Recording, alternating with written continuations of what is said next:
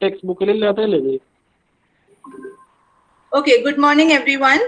As you know, the Department of English is doing something called the Open Lecture Series, wherein we call teachers from other colleges to come and take maybe 1 hour or 2 hours of lectures on the text that has been prescribed for you. So today we have with us Dr. Gayatri PJ, Assistant Professor, Department of English, Sacred Hearts College, Ernakulam. She would be taking the lesson Hayavadana for you. I don't think Hayavadana will be completed within 1 hour, so maybe Gayatri would come back and do it tomorrow also to complete the lesson. So on behalf of the Department of English and on behalf of the students of second year English and Physics, I extend to you, Gayatri, a very, very hearty welcome. Thank you so much for joining with us today, and over to you for your class. Thank if you, you have Nisha. something present, you can just use the present now button. Okay, fine, yeah. So without wasting much time, let's begin. Let's begin the play Hayavadana. You just have a very small portion to learn from Hayavadana. It's actually a considerably big play. I have some slides for you. I'll show it now.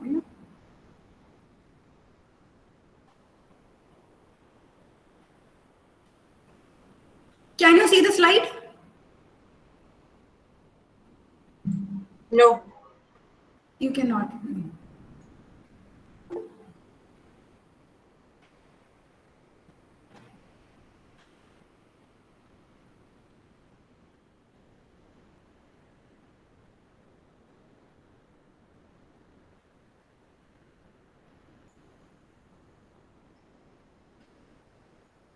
Now can you see? No, Gayatri. Oh my God, it's not coming.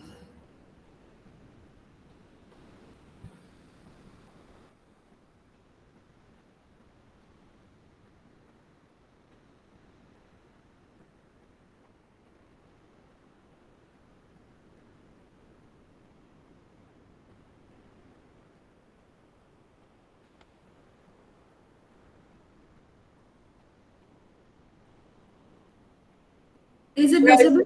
Yes, yes. Okay. So this is Girish Karna. The play we have to learn is Hayavadana by the noted Indian playwright Girish Karnad. I suppose you must have heard about him. He expired last week. He was a great playwright of the contemporary India, the post-colonial India, I mean India after independence. Okay. He was born in Maharashtra. A very few things about his personal life. He won Rhodes Scholarship and he studied at Oxford University. He is a playwright, actor and director as well. Then now let's come to certain peculiarities regarding Girish Karnad's plays. Use of Indian values and cultural ethos to fight the legacy of colonialism. So we know Girish Karnad, he belongs to the post-independence era. So what is the peculiarity of post-independence era? We have a kind of hybridity here, isn't it? We speak English, but we are not English. We have English food, but we are not English. We are contaminated by colonialism, isn't it? We have adopted a lot of things from the British, but we live as Indians. So in order to fight this legacy of colonialism, Girish Karnad, we find a superiority of colonialism in our country. So in order to fight this, he uses the Indian values and cultural ethos in his plays. He blends Indian values along with the Western theatrical concepts that he brings to his plays. He also uses a lot of Indian myth. That's another way of fighting the colonial masters. So most of his plays are set against the background of folk theaters. You might have seen folk theaters. So India is a country which is very famous for its folk theaters. Folk theaters which are, pertaining to Kerala are theaters like Kudiyattam, all those things. It is actually a local theater. Folk theater is a local theater. Okay. Okay. Now, Karnad represents Indian tradition through the strategies of the West. So, as I have told you, he blends the Indian tradition as well as the Western theatrical techniques.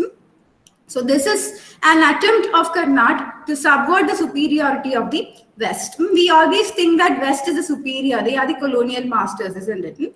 Even now we say, oh, is it Indian? That's not good. Whatever comes from the West, we say that it is good, isn't it? So Karnataka is fighting this legacy of colonialism. Yeah, this is the end of this slide.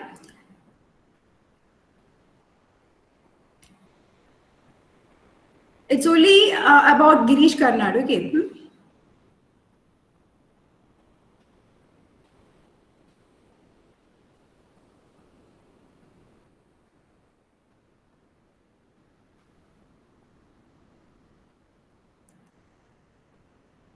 Is it visible now? Can you see a slide written Hayavadana? Yes. Okay. Now let us look at the play Hayavadana. What do you mean by the term Hayavadana? The literal meaning of the term Hayavadana is a horse-headed man. Haya is horse and Vadana means face. So it is a horse-headed man. We find a mix here. We find an incompletion here, isn't it? He is not a complete man and he is not a complete horse. It's a horse-headed man, Hayavadana, written in 1971. So this story is based on a story from Vedala Panjavamshika, which is a collection of from a collection of tales called Kadasarit Sagara. I think you are also familiar with Vedala Panjavamshika and Kadasarit Sagara. We know a lot of stories. We have heard a lot of stories in our childhood from these collection of tales. So the story of Hayavadana was adopted by Thomas Mann, a German writer, for his novella, a very small novel called The Transposed Heads during the 1940s. And this play Hayavadana by Girish Karnad, it is written in the 1970s. Karnad draws most of the sources of this play from Thomas Mann's Transposed Heads. So what happens is that this Brahman parable from Kadasarit Sagara, it goes to the west, to Germany in the 1940s and again returns back to India in 1970s. So you can have a cross-cultural reading. Okay, it is not that Karnad is merely bringing the story of Hayavadana in its play. It is not like that, but he is reinforcing it with a lot of theatrical techniques. Okay, we find a lot of symbols, we find a lot of theatrical techniques in order to represent that individuals are not mere individuals. We are always influenced by the society, influenced by the culture.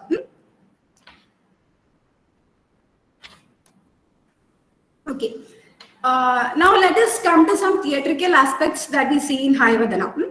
The play Hayavadana is presented against the backdrop of Yakshagana. Yakshagana is a traditional art form of Karnataka, the state Karnataka. Just like we have Kathakali, they have Yakshagana there. Then there is a use of half curtain and full curtain. Curtains are very common for all the stage performances, especially plays. What about half curtain? You have seen half curtain for the performance of a Kathakali. Then we have chorus in the play. Chorus sings songs and makes comments over whatever is happening in the play. We have the use of puppets or dolls in the play. These are all stage props to make the play more effective. Then mask is used. Mask is another important strategy of stage, Western stage. He is bringing back here. Karnad is adopting this use of mask, the strategy of mask, in order to present his play Hayavadana. Then we have a character called Bhagavata, who is a character in Yakshagana. This character was actually a character in the ancient Indian Sanskrit theatre. Bhagavata is a sort of narrator. He does the role of a narrator. He narrates the incidents that are happening in the play. He also makes commentaries upon the actions in the play. Then we have miming. You know what mime is? We have certain places, say certain areas in the play where the actors mime in order to make the play effective. Another important thing is Hayavadana is written in a meta-theatrical fashion. What do you mean by a meta-theater? Meta-theater is another Western concept that Girish Karnad adopts. It is a term coined by Lionel Abel. He is a Jewish American playwright. He brings this concept of meta-theater in his book, Meta-Theater, A New View of Dramatic Form. We find that a play is written in a play within a play model. You have the main plot of a play and around which you have a frame story. So you have a play within a play. It will be clear to you when we come to the play Hayavadana. You can see tragedy as well as comedy here, a mix of tragedy and comedy. Meta-theater, it emphasizes the separation between the stage and audience. The outer frame of the play, it tells you about the characters in the play, what is going to take place in a play. The narrator, the Bhagavata, comes in the outer frame of the play. He talks to the audience. Sometimes he goes into the audience. He chats with the audience, sometimes have a tea with the audience while making commentaries about the play. So it is just suggesting that play is only a play. It is not real. It is not something happening in your real life. It is only a performance which is being acted. So it makes a separation between the audience and the stage. It's a technique that reflects world as an extension of human conscience. Okay. So why did meta-theater come into being? It came during the 20th century. 20th century means it's a century during which the world witnessed two world wars, World War I and World War II, isn't it? So the human beings were fed up with the after effects of the war, and we have a fragmented self. We don't have a proper self. Okay. Man began to question why to live if this is the situation. This is not actually the human life. Okay, so we have a fragmented self. This fragmented self of man is represented through Hayavadana. I mean through meta-theater. We don't have a proper. We don't have a proper plot for the play, but we have a plot as well as a subplot in a play within a play model. Okay. Next, you have a few pictures, but before that, let's come to the play Hayavadana.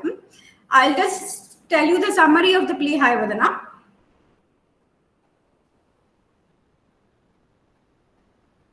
So I suppose you have got a brief account of who is Girish Karnad and the background against which the play Hayavadana is written, what stage props he is using here, and yeah, all those stuff. Okay, so now let us see what is the summary of this play Hayavadana. You just need to learn only a small portion. A very small portion is given in your textbook, but in order to understand that, I think you have to understand the entire story. Okay, so as I told you, the play Hayavadana begins with its outer play where Bhagavata appears. So as the play begins, you find Bhagavata is invoking Lord Ganesha.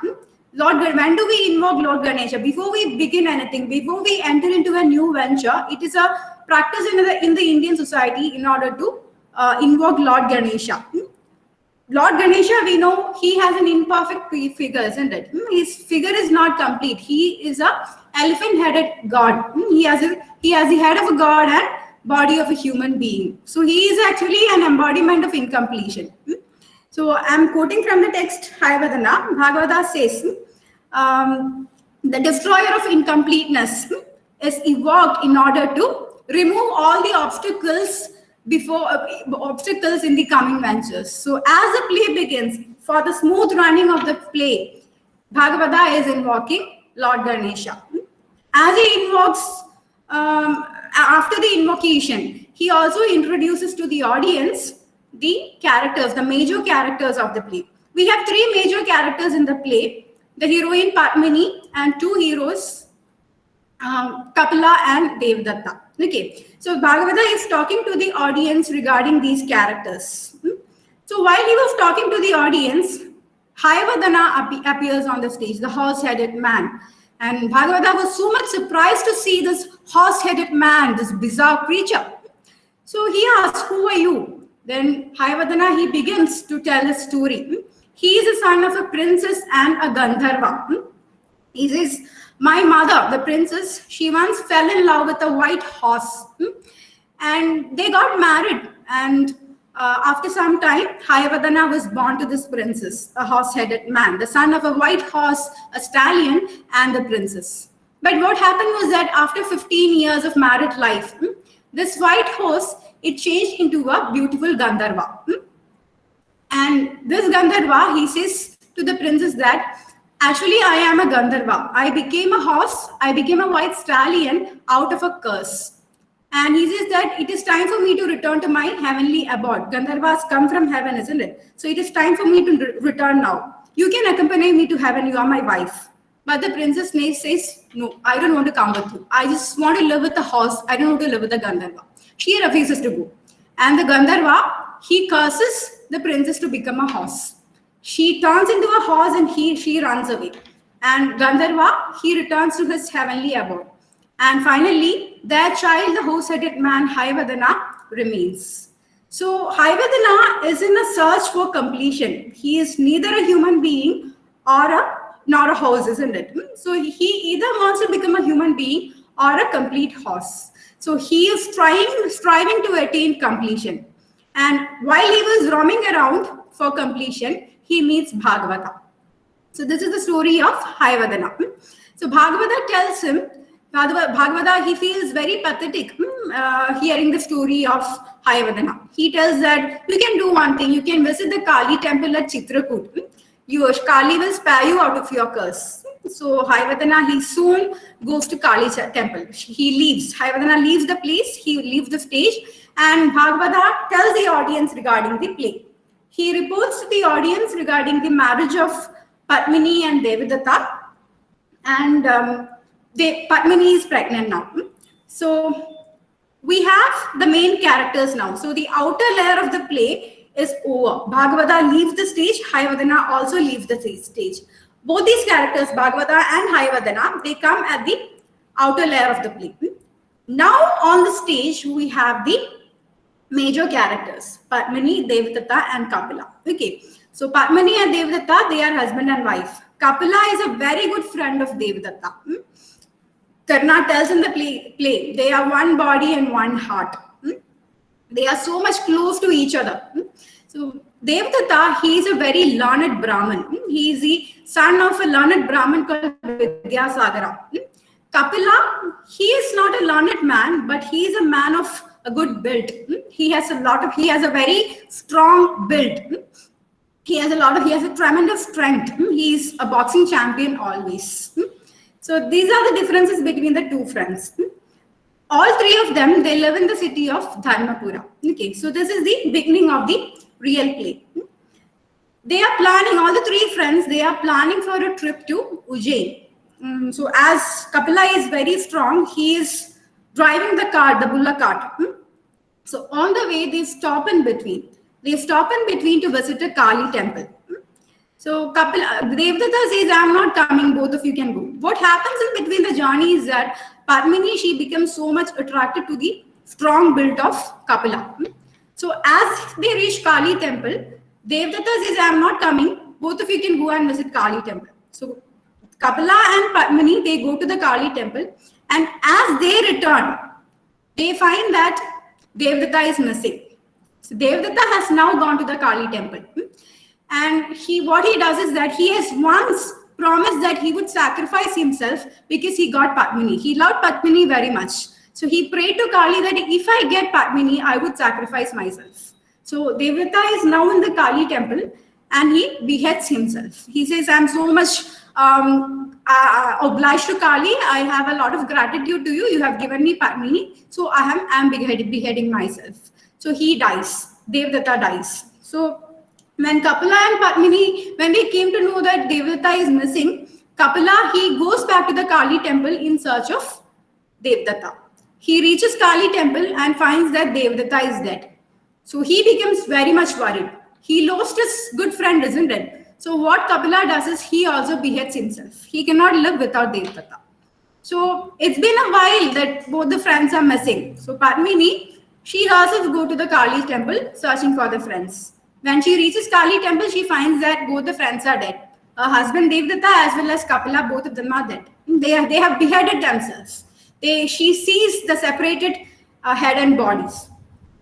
So she becomes very much worried and she becomes terrified. She prays to Kali. The goddess Kali appears in front of her. So, and Kali tells to Padmini that you can do one thing. You can fix the heads together. You can fix the head of Devdatta into Devdatta's body and Kapila's head into Kapila's body. They will get their life back. And Kali disappears. So Padmini does it. But what happens is that she was very tense while doing this. And in a haste, what happens? The head and the body gets exchanged. Devdatta's head is now on Kapila's body and Kapila's head is now on Devdatta's body. They get back the life. As they get up, they are so surprised to see this. What has happened to them? Padmini also began to wonder what a strange thing has happened. Now the other five. So now the person with Devdatta's head is Devdatta and the person with Kapila's head is Kapila. So what happens now? Both the friends began to fight for Padmini. The question is, whose wife is Padmini now? So Devdatta argues that head is on the top of all the human limbs. So I am Devdatta. The other person with Kapila's head tells that mind is in your body and Padmini is bearing a son, from the seeds of my body. So she is mine. Both of them began to fight and they don't get an answer. They find a rishi there. They seek the opinions, they seek the advice of this rishi. And the rishi says that head always wins. Finally, Padmini goes with Devdatta, the man with Devdatta's head and Kapila's body. They return to Dharmapura. And the person with Kapila's body and Devdatta's head, he returns to the forest. He becomes so much disappointed. Okay. So Padmini and Padmini and Devdatta, both of them are in the city of Dharmapura now. They are in their place. They are having they are having the joys of a married life. And after a few days, Devdatta, he goes out and he returns with 2 large dolls. They are going to have a child, isn't it? So for this child, he brings 2 large dolls to play. So, and in the city, we know Devdatta is now having Kapila's body. So he is now visiting gyms. He is participating in boxing matches. He is doing all these things. But after a few days, what happens is that Devdatta begin to lose interest in all these things. He says that I am a Brahmin. I have to read the scriptures. I have to do a lot of learning. This is actually my duty. This was what I was doing earlier. I only have Kapila's body, isn't it? So he began to learn a lot. He began to sit at home and learn a lot. He stopped going out. Padmini didn't like this. She begins to ask him, what happened? Why are you not going out? So he says, this is my duty. I am a learned man. I want to continue like this. And gradually, as he stopped going outside, the well-built of Kapila, Devdatta, began to disappear. When you sit at home for a long time, you lose your strength, isn't it? The same thing happened to Devdatta now. So he is turning into Devdatta, the earlier Devdatta. Devdatta's head and Devdatta's body is coming. He is losing all his strength. Padmini is not interested in Devdatta now. So meanwhile, she also gives birth to a son. So she says, this dolls actually, dolls do the function of a narrator. The dolls comment upon the change of time and change of Kapila's body.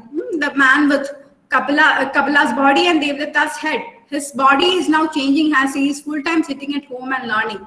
The dolls make commentaries here. These are all theatrical techniques that Karnad brings into the play. Now, Padmini tells Devdatta, the dolls have got old now. You bought it some time back. The child needs new toys, new dolls. So please go and get some new dolls. So Devdatta now leaves in order to get new dolls. By this time, Padmini and her son, they leave for the forest. They leave for the forest to find Kapila. In the forest, she finds Kapila. So initially, when Kapila sees Padmini, she says, Kapila is not very happy because they have discarded Kapila, isn't it? So he says, why have you come here now? So Padmini says, I came here out of my inner urge. So Kapila realizes that Padmini is now interested in Kapila. So then what happens to Kapila? Kapila is staying in forest the entire time, isn't it? So he cannot stay in the forest as if he's staying at home. He has to do hard job, isn't it? He has to cut down the trees. He has to hunt for his food. So doing all these hard jobs, he has now attained a very strong build. His body is very strong now. His body is like that of Kapila's body. So Padmini is very happy. She is too much attracted to Kapila now. So as they were talking, Devdatta comes. Devdatta comes and asks Kapila that, are you interested to live with Padmini now? Kapila says, yes, of course I am. She was mine once upon a time. Both of them begin to fight each other. And finally, both of them kills each other. So both the friends are dead now. Devdatta and Kapila, both of them are dead now. Padmini, she is totally confused. She feels a sense of incompletion. The body and mind is not united, isn't it? That's why she feels a sense of incompletion. And this entangled identity, this Kapila's and Devdatta's entangled identity, who is Kapila and who is Devdatta, this crisis actually tells you about man's existential crisis, the conflict between your individuality and society. Okay, so there is no completion. As you examine your life, you find that there is a sense of incompletion. We always find incompletion and imperfection, and we always strive towards or look for a completion and look for a perfection, but we never attain it. Life actually is a strive for completion. So Padmini is left behind with her child, with her son. And Padmini wants her son to be brought up as a complete man. She doesn't want her son to be incomplete. She wants her son to have the intellect of Devdatta and the build of Kapila. She commits suicide. She commits sati. Not suicide, she commits sati.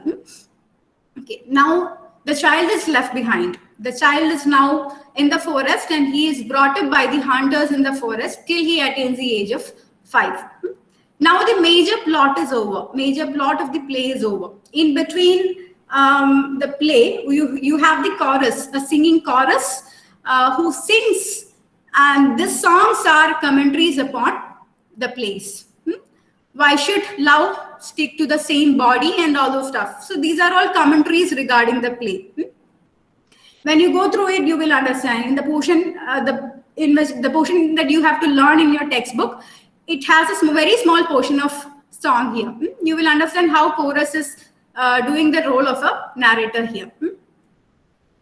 Okay, so now the major plot of the play is over. Now the outer part of the play, where Bhagavata and Hayavadana is there, has come onto the stage. So we have the subplot. Bhagavata is here. Bhagavata is narrating to the audience regarding the sati, regarding the act of sati, Padmini's act of sati. Okay. So meanwhile, the hunters in the forest come to the stage along with Padmini's son. Padmini's son is a very morose boy. He is not like the other kids. He is not laughing, he is not playing, he always sits very seriously. It's not a complete child, isn't it? A child should be playful, he should be talkative, isn't it? But he is not doing these things. He is very silent and he doesn't laugh, he doesn't smile, he is very serious. So the hunters tells Bhagavata that he is not a complete child. They are very much worried because he is not smiling at all. During this time, Hayavadana appears on the stage. Hayavadana meets Padmini's child, and Hayavadana tells, Hayavadana is now not a Hayavadana, he is not a horse-headed man now. He has attained the figure of a horse. He has gone to the Kali temple and Kali has spared him of his bizarre appearance. He is now a complete horse. But the problem is that he can speak. Though he is a horse, he can speak. So he hasn't attained full completion, isn't it? The human speech has to disappear for him to attain completion. So he tells Bhagavata, I got the full body of a horse, but I can speak. And as soon as Padmini's child sees Hayavadana, I mean the complete horse, the speaking horse, he begins to laugh. He finds this creature very funny, a speaking horse, and he begins to laugh. So this child, Padmini's son, has now achieved completion. He is a complete boy. He is a playful boy. He can laugh now. And Hayavadana tells the boy to sing a patriotic song. The boy begins to sing a patriotic song sitting on the horseback. The horse gives him a ride on the horseback, and the boy, he tells the horse to sing a song. When the horse tries to sing a song, he cannot sing. He has got the horse voice now. So he has lost his human capability of speech. He has got his horse voice. Now he is a complete being, isn't it? He's not a human being, but he's a complete horse with the figure of a horse as well as the sound of a horse. So this is the end of the play. And Padmini's son has also attained completion. And also the other one, the horse has also attained completion. Okay. So what do you understand from the story? You understand that this is actually a story which tells you about the modern man's identity crisis. Throughout the life, we find a sense of identity crisis. We cannot understand who we are, isn't it? We have a trait in us. Our individuality may be totally different from what the society demands us to become. When you live in a society has got a lot of prescribed norms. Maybe if you take the case of gender, like boys should live like this, girls should live like this. But in your mind, the essence of you may be different, isn't it? We cannot do a lot of things which we actually want to do. Society never permits us to become what we actually are. So this is what happens. We never find a completion. This sense of incompletion, this sense of identity crisis of the modern man, this existential crisis of the modern man is represented through the character of Hayavadana or through the play of Hayavadana. I have a few more slides to show you, a few pictures.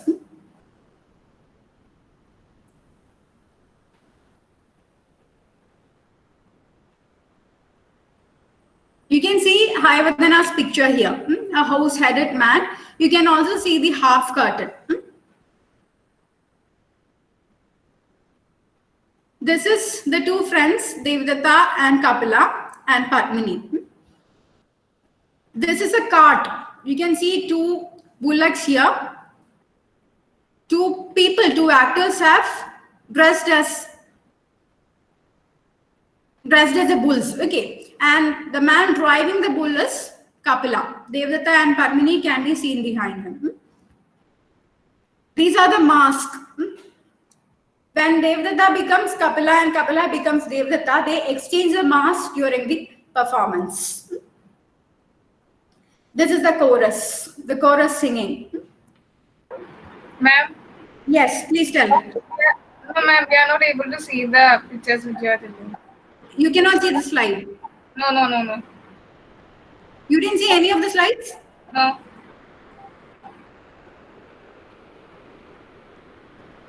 The pictures are not visible, Gayatri. Oh, pictures are not visible.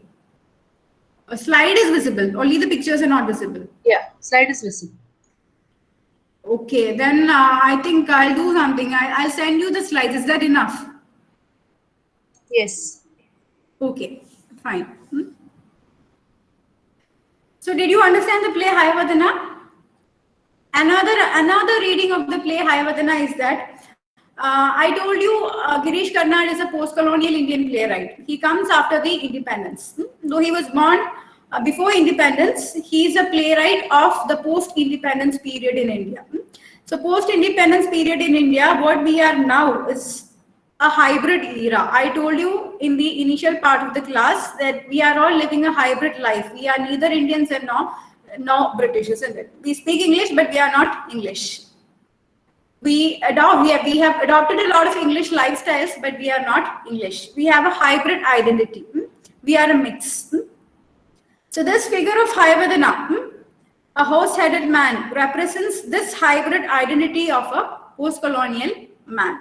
Okay. And the theater, regarding the theater, as this is a play, you should also know something about the hybrid theater that we have.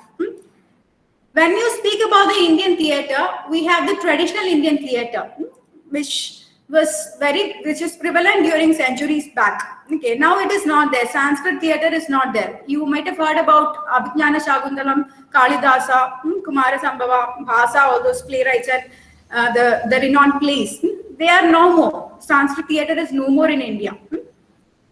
And now we have modern Indian theater, contemporary Indian theater, which is actually a blend of Western theater and the Indian theater, just like the play Hayavadana. We have adopted a lot of techniques from the West in order to perform plays in our country. Even the language of Hayavadana is English.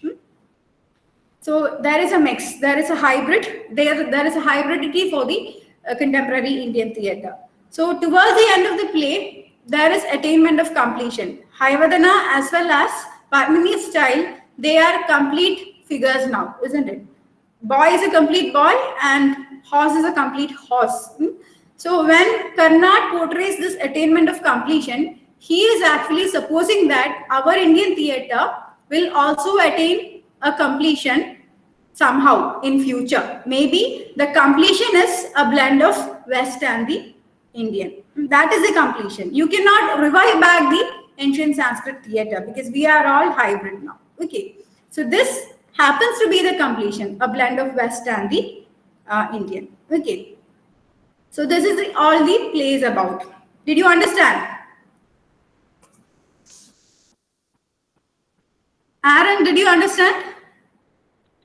Yes, miss. Okay, what about Gilfred?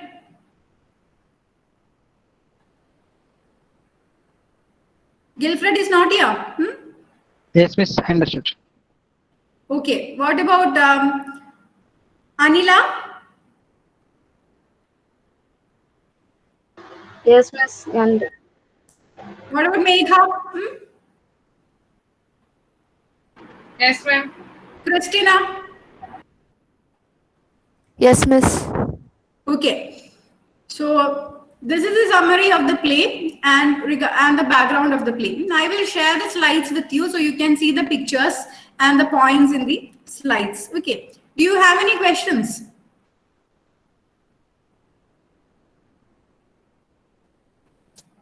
This is the book Hayavadana. Okay, I suppose everyone can see it.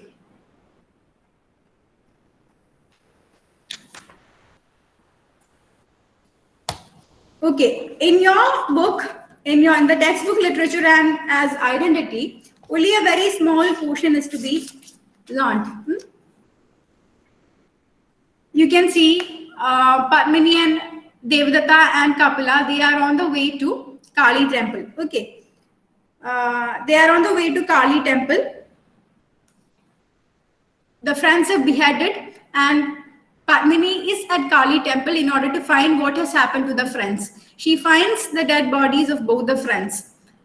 This is the place where the play begins in your chapter. Okay, so you need to learn only from here. You find that she is praying to Kali and Kali is appearing in front of her. So when you read the play, read what is given in the brackets. It is a commentary.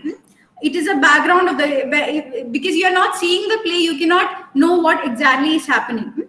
Look at this, a tremendous noise of drums. Padmini shuts her eyes in terror. Behind the curtain, one sees the uplifted blood-red palms of goddess Kali. So a curtain is there on the stage, and behind the curtain, you find the Kali's blood-red hands. Okay. So these are the scenes that are happening, that are taking place on the stage. So you have to imagine these things when you read the play. So Kali is coming to Padmini. Kali is talking, completes the yarn. So the peculiarity of this Kali is that she is very sleepy. She is a sleeping Kali. No one goes to this Kali temple now. So when Padmini prays to goddess Kali, she appears in front of her and she says that no one has been visiting me for a long time and I was sleeping. You have now awakened me.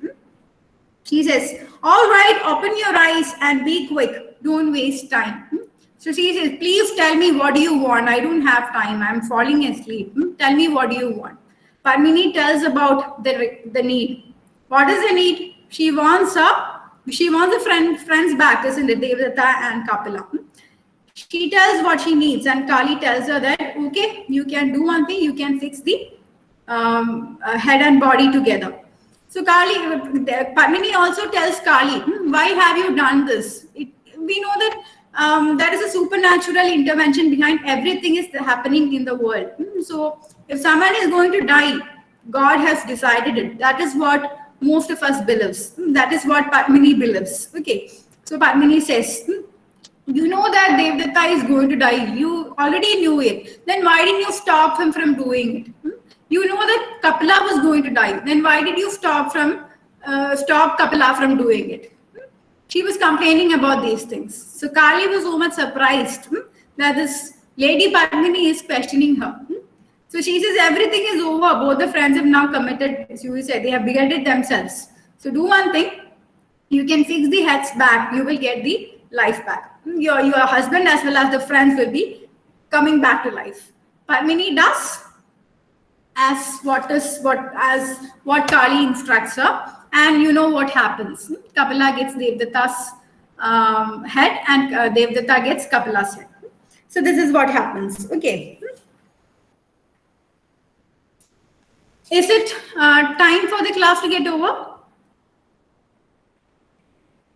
Nishamas? We go on for 5 more minutes and then we can stop. Oh, okay, fine. Yeah.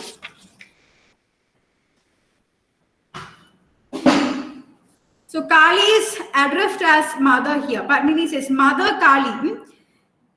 Kali is again sleepy. Yes, it's time. There was a time many years ago when at this hour they would have the Mangala Yatri, the devotees used to make a deafening racket with drums and conch shells and cymbals.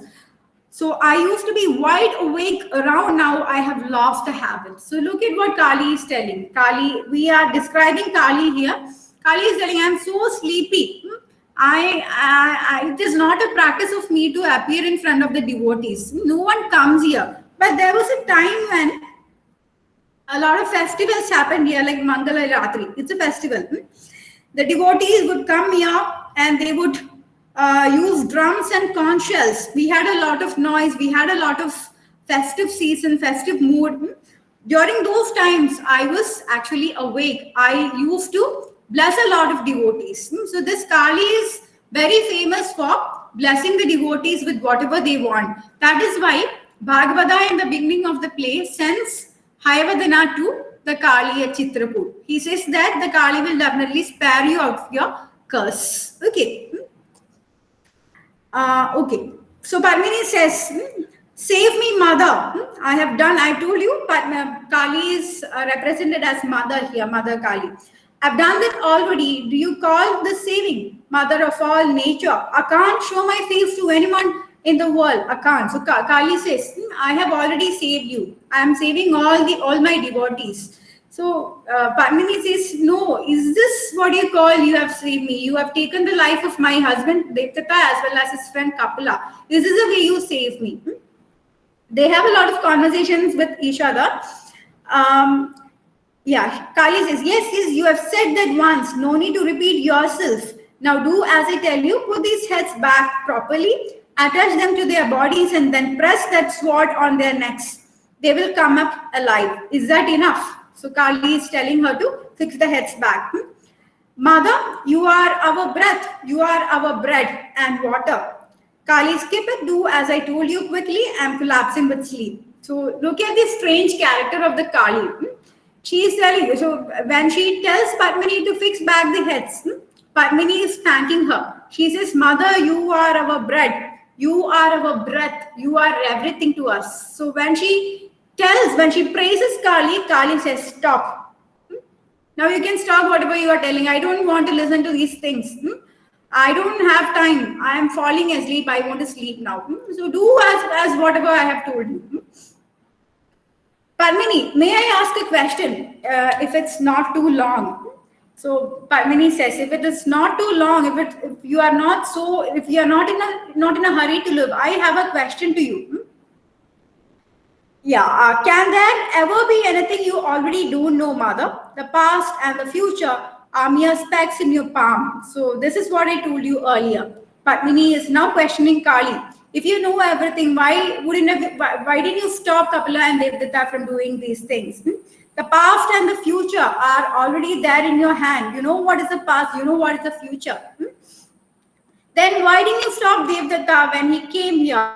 Why didn't you stop Kapila? If you had saved either of them, I would have been spared all this terror, this agony. Why did you wait so long? She is asking. If you would have saved them before they beheaded themselves, I wouldn't have got a lot of agonies. And now you are telling that I am saving you. Is that right? So she is a very bold woman. You should understand that the character of Padmini is that she is a very bold woman compared to the other women of those times. She is a woman who dared to get attracted to another man other than her husband, isn't it? So she is portrayed as a very bold character, a bold woman. And now, out of her boldness, she is questioning Kali. Kali is very surprised. If you have the text, you can see what is written there. Kali is very surprised.